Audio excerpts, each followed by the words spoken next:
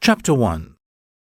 It is Monday afternoon, and Lisa is in her bedroom, talking on the phone with her friend Ellie. Lisa is holding an official-looking envelope in her hand. It is from the Young Reporters Association. Lisa tells her friend. I wonder, what is it about? Go on then.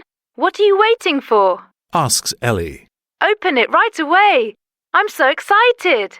Lisa opens the letter.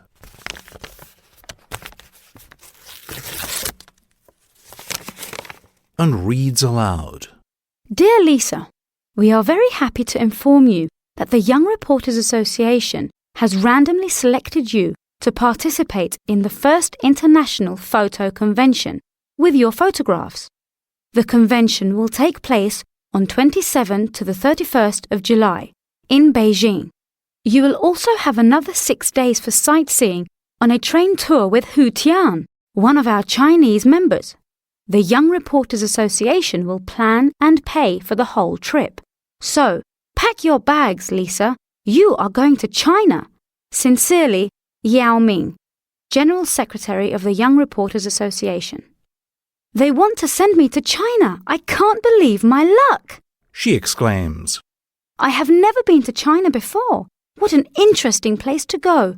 Lisa, that's great news. Exclaims Ellie.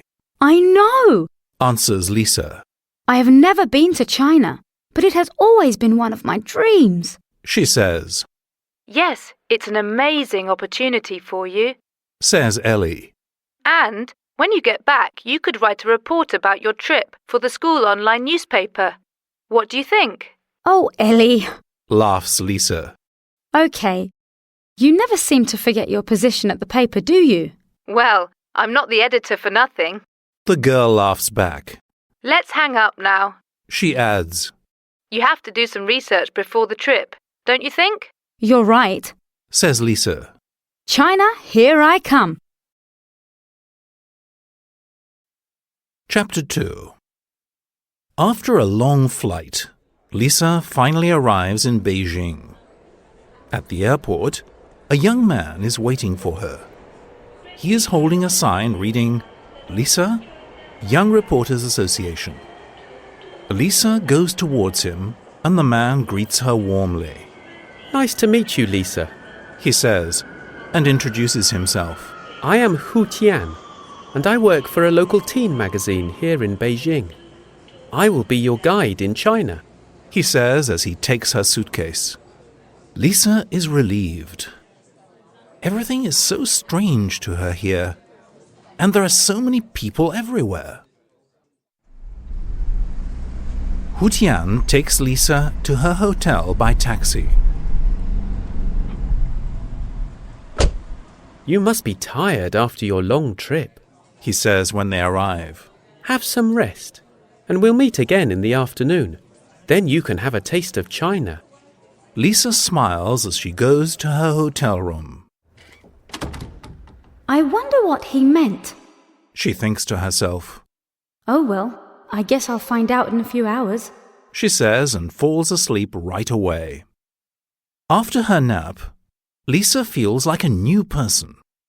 She meets up with Hu Tian and his sister May. The two take her to a restaurant in the old city. So that's what you meant with a taste of China. Lisa exclaims. Yes, Smiles Hu Tian. you're going to enjoy a traditional Beijing dinner. Lisa remembers the delicious Chinese food in New York and is excited to try some authentic Chinese cuisine. Maybe it will be even tastier. At the restaurant, Lisa sees a round piece of glass in the center of the table. I know! Shouts Lisa. It's a rotating tray. The waiter puts all of the dishes on the tray so that the people at the table can turn it and try each of the different kinds of food. She says with a smile. It is customary to try a little bit of everything. It is also polite to always leave the last bite on the plate. Says May. When the waiter comes to the table, they order traditional tea and several different dishes. We ordered Peking duck. It's a famous dish here. Explains May. The cook then brings the roast duck and cuts it in front of them. A waiter also brings different dishes to eat along with the duck. Lisa is impressed. What are all these little bowls? Asks Lisa. There are pancakes in this one and vegetables and 3 different kinds of sauces. Hu Tian and May laugh. Let me show you how to eat Peking duck. Says May. First, you take a pancake. Then you put some sauce and some vegetables on your pancake. OK, I got that. Says Lisa. This is fun, actually. Now, put some duck in the pancake and wrap it. Enjoy. Says May, smiling to the girl. Delicious. Says Lisa. No wonder it's so famous. They take turns turning the tray and tasting the different kinds of food. Hu Tian and May are eating with chopsticks. Is it difficult to eat with chopsticks? Asks Lisa. No, not really. Says Hu Tian, and May offers to teach her. I've never learnt so much at a dinner table before. Lisa says with a giggle. It is a fun evening of new experiences.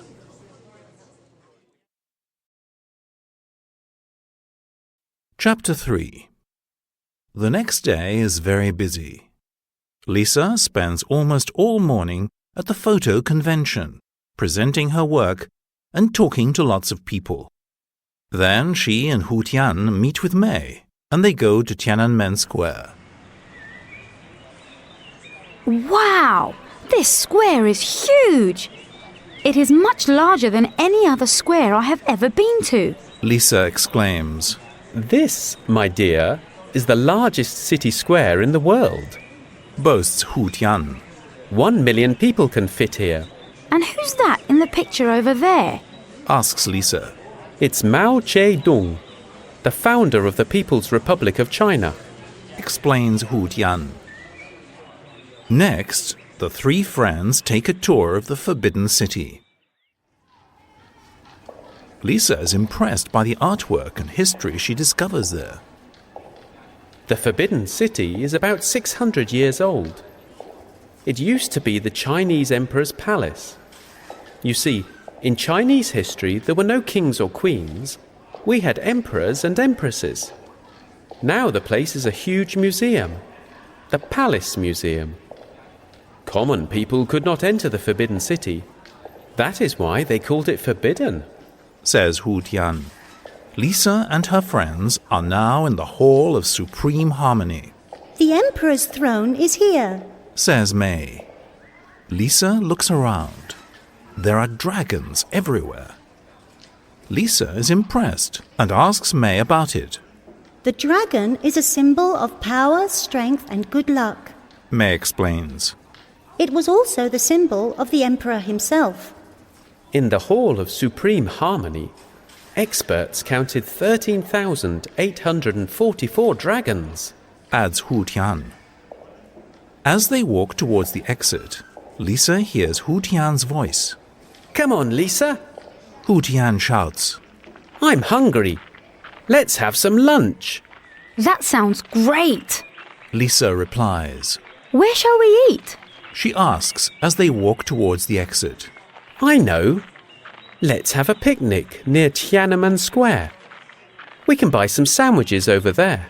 Hu Tian suggests, pointing to a shop across the street. They sit down on a bench and have a lovely picnic in the warm sun. Lisa is admiring a very large modern building across the street. That is a beautiful building, says Lisa. It looks like a giant egg, doesn't it? You're right, Lisa. Says May. It is the National Centre for the Performing Arts, but the local people just call it the Egg.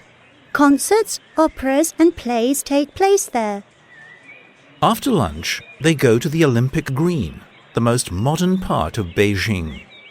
Wow, look at all those buildings. Lisa exclaims. That one looks like an ice cube. Yes, it's a very interesting building. That's the National Aquatic Centre. It housed the swimming and diving competitions of the Summer Olympic Games in 2008. Replies Hu Tian. See that one over there? says May, pointing at a very strange structure. That's the National Stadium, the bird's nest. Can you see why? Of course, it's like a gigantic bird's nest. Lisa replies. China has certainly changed a lot since the times of the emperors in the Forbidden City.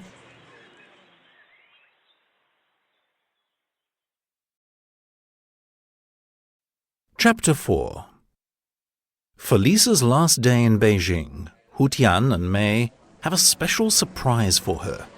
They decide to take their friend on a short trip. Where are we going? Asks Lisa at the bus station. We can't tell you. It's a surprise, Says Hu Tian with a grin. Yes, you'll see when we get there. Says May with a giggle. Now, let's get on the bus. The scenery changes outside the bus window. The tall skyscrapers and cars of the city soon give way to smaller buildings and fewer cars, until there are only endless golden fields. Where are we going? Lisa wonders. Then she looks outside the window and suddenly realizes. Wow! The Great Wall of China! One of the greatest wonders of the world! She exclaims. How long is it anyway? She asks her friends. The Great Wall of China is 8,851.8 kilometers, or 5,500 miles long. Hu Tian says proudly. And it's more than 2,000 years old. He continues. The Emperor Qin Shi Huang of the Qin dynasty started the wall around 221 BC. Adds May. But work continued during the Han and until the Ming dynasty in the 14th century. She says. Thousands, if not millions of people worked day and night to finish the wall. It's very impressive, Says Lisa, as the three walk to the closest part of the Great Wall. It is on a steep hill. This is a beautiful walk, but it is harder than it looks. Lisa says, stopping to catch her breath. Don't worry. Hu Tian replies. You will be able to relax later. What do you mean? She asks. It's another surprise. Hu Tian says, smiling. A whole day of surprises? This is so much fun. You two are great. Lisa says as she takes photos of her new friends and the Great Wall. Now say cheese. A little later, Hu Tian and May look at Lisa and smile. It is time to show you a different China, Says Hu Tian. I have no idea what you're talking about, but I'm sure it's going to be another great experience. Lisa says, smiling back.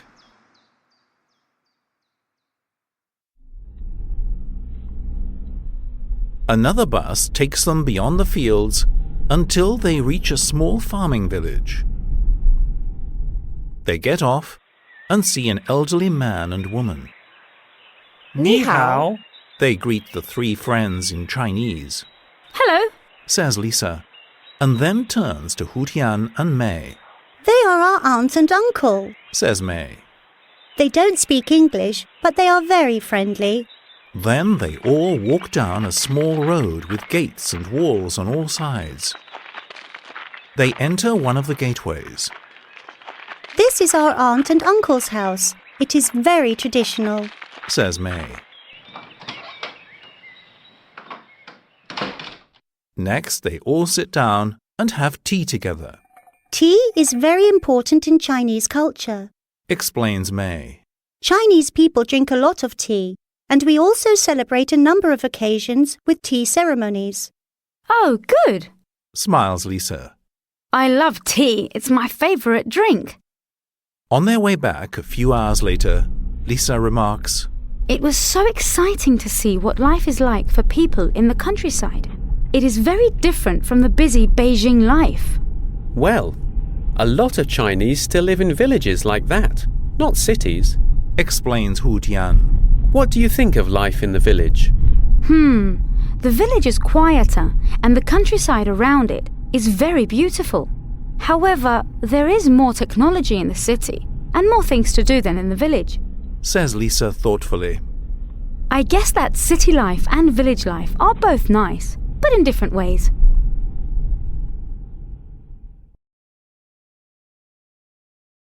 Chapter 5. The next stop on Lisa's trip is even more interesting. After getting a good night's sleep on the train from Beijing to Xi'an, Lisa, May and Hu Tian go to see the Terracotta Army. They take a guided tour of the ancient site. The Terracotta's soldiers' purpose was to protect Qin Shi Huang, the first emperor of China, after his death. His tomb has about 8,000 clay soldiers surrounding it. It is a truly amazing sight, says the guide. I've seen nothing like this before, Whispers Lisa into May's ear. They look alike, but they are all different. Each soldier's face is unique. The guide continues. The soldiers are as tall as real people, and they had swords, knives, crossbows, and other weapons.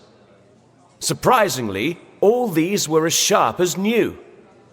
According to their roles, the height of the soldiers varies.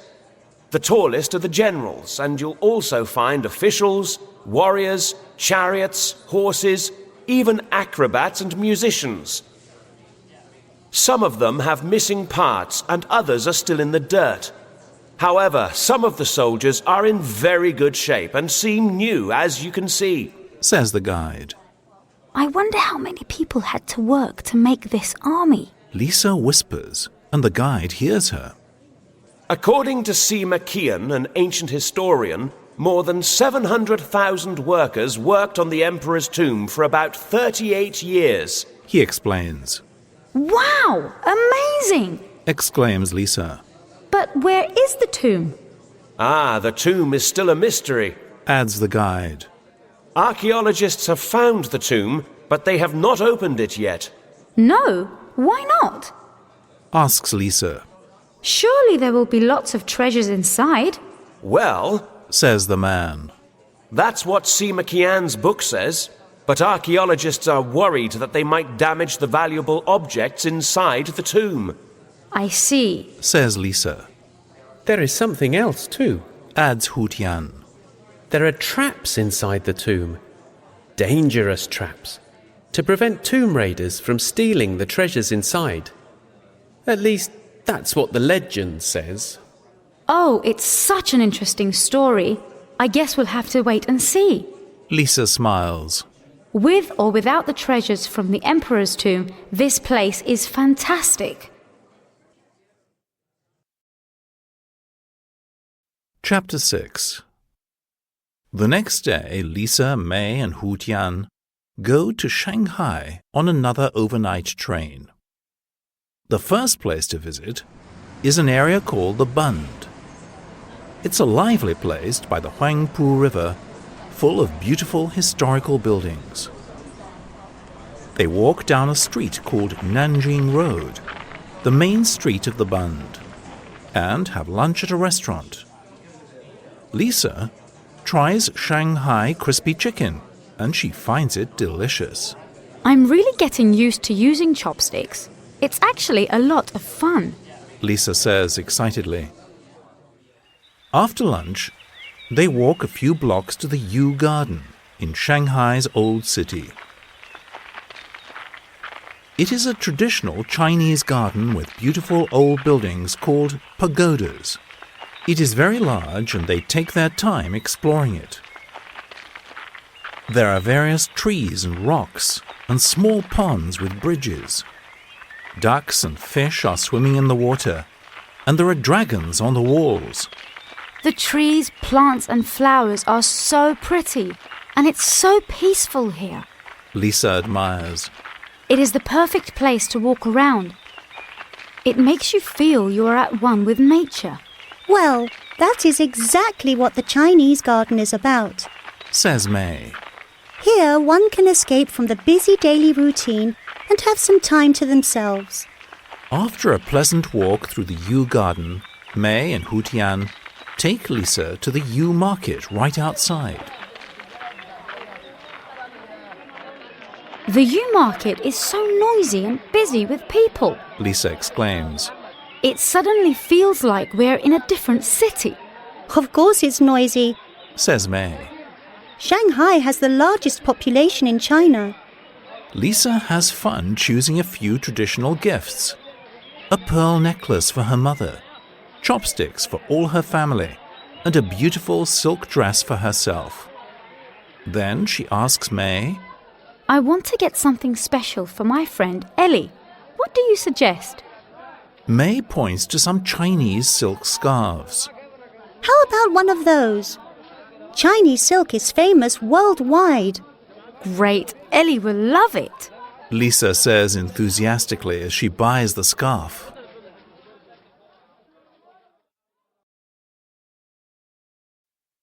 Chapter 7. When Lisa wakes up the next day, she looks out of the window and sees that it is raining. Oh no, Says Lisa, disappointed. what are we going to do now? We can't see much of Shanghai in the rain. Don't worry, Lisa. Hu Tian says. We can still see a lot today. We just need to go above the rain. I don't know what you mean by that, but I'm happy to follow you on another surprise tour. Says Lisa. First, they take Lisa to the Shanghai World Financial Center. It's a 492 meters tall building with 101 floors. We'll go to the third observation deck on the 100th floor, Says Hu Tian. I hope you're not afraid of heights. No, of course not. Says Lisa and smiles as she remembers her New York experience.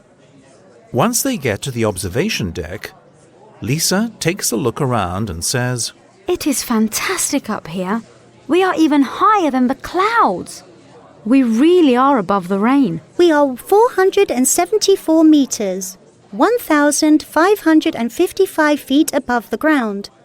Explains May. Have a look at the view. It's amazing. What's that building over there? It's very interesting. Lisa points out of the window. That's the Oriental Pearl TV tower. We're going to visit it next. Says Hu Tian. When they arrive at the Oriental Pearl TV tower, they visit the rotating restaurant. It stands 267 meters, or 876 feet above Shanghai. This place is great. Hey, look! I can see the Shanghai World Financial Center from here. Says Lisa, looking out of the large windows. The rain stopped. Says May. Suddenly, a rainbow appears in the sky. Wow! Admires Lisa. How wonderful! She has a great day in the Shanghai sky. Chapter 8. After taking the last train ride of their trip, Lisa, Hu Tian and May arrive in Hong Kong. I can already tell that Hong Kong is different from any of the other places we've been to. The cars are driving on the left side of the road, Lisa says, during their taxi ride to the hotel. That's not the only difference. May tells Lisa. The people here speak Cantonese. It is different from Mandarin Chinese, but they also have much in common. Tell me some more about Hong Kong. Asks Lisa. I don't really know much. Well, it is one of the most populated places in the world with an amazing culture. Hong Kong's landscape is also unique. There are hills and tall mountains, parks and nature reserves, and there are about 200 offshore islands. Visitors have a lot to do here. Just wait and see. May says. After leaving their luggage in their hotel rooms, they head to the Peak Tram.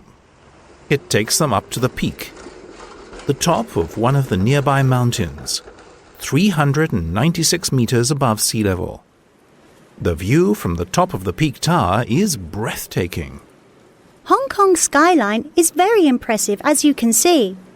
There are more than 7,600 skyscrapers, but that's not what makes the place so special. May says.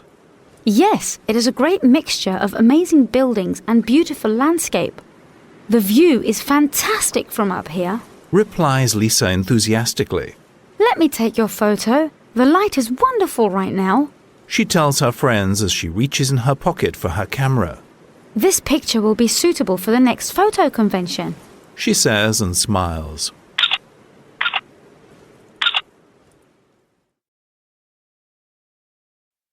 Chapter 9. Lisa looks out of her window at the Hong Kong skyline. The place looks magical at night, with millions of lights shining.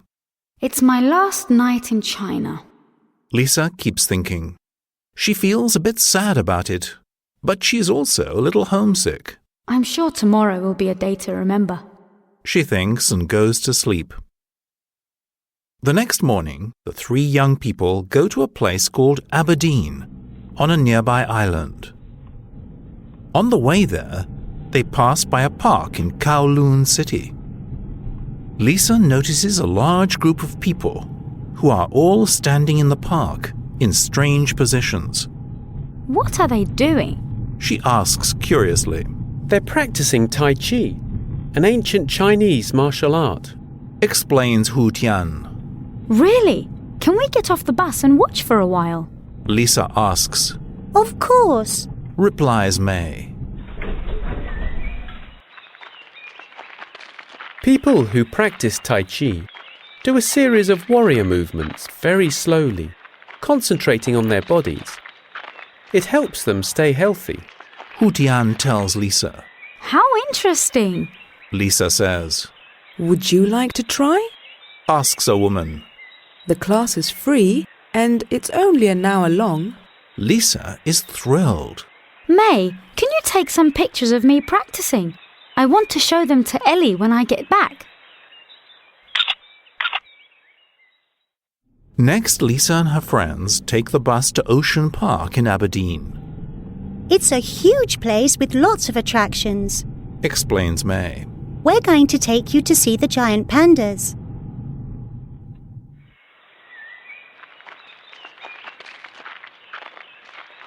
Wow, they are so big!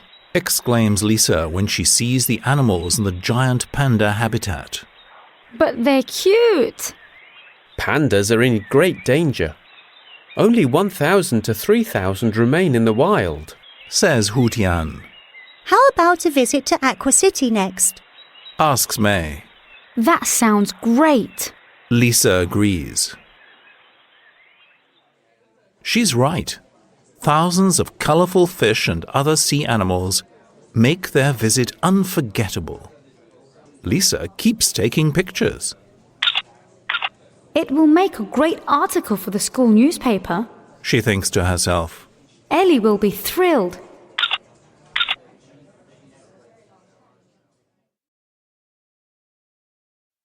Chapter 10. The three of them are tired, but their visit to Aberdeen hasn't finished yet. Hu Tian and May take Lisa to the famous floating village on Aberdeen Harbour.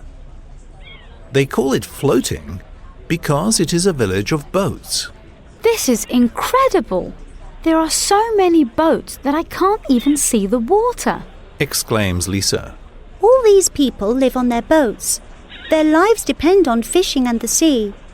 The boat people of Hong Kong have lived this way for centuries. May explains. Now, smiles Hu Tian. Since it is our last dinner together, it must be special.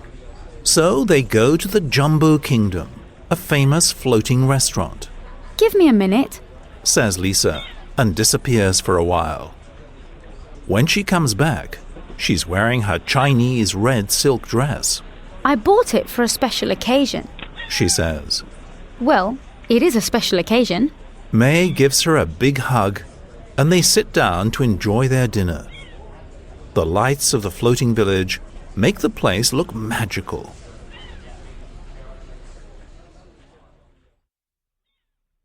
The next day, the time has come for Lisa to say goodbye to her Chinese friends and board the plane back home. I am sad to leave, but I will come back to China someday. Now I have an extra reason. I have good friends to visit here, she says to Hu Tian and May with a smile. We must stay in touch. Promise? Asks May. I promise, says Lisa. And you must come and visit me someday too. As she sits down in her seat, she thinks about her visit to China. The people, the food, the sights, everything was incredible. Well, She thinks, and a big smile appears on her face. I wouldn't trade this experience for all the tea in China.